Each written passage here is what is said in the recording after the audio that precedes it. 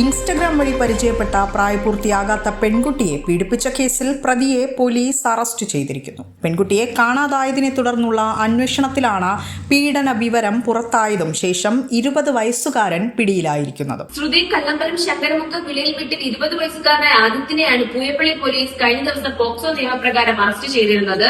2 വർഷം മുമ്പ്, കൃത്യമായി പറഞ്ഞാൽ 2022 പെൺസുഹൃത്തും ആദിത്യനും തമ്മിൽ സൗഹൃദ ബന്ധത്തിൽ ഏർപ്പെടുന്നത്.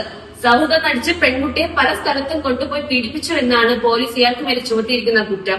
പെൺകുട്ടിയെ വീട്ടിൽ നിന്ന് കാണാതായതിനെ തുടർന്ന് വീട്ടുകാരും ബന്ധുക്കളും പഞ്ചായത്ത് മെമ്പർ അടക്കം അന്വേഷണം നടത്തിയിരുന്നു. ആ അന്വേഷണത്തിൽ അവർ രണ്ടുപേരെയും കണ്ടുപിടിച്ചിരുന്നു.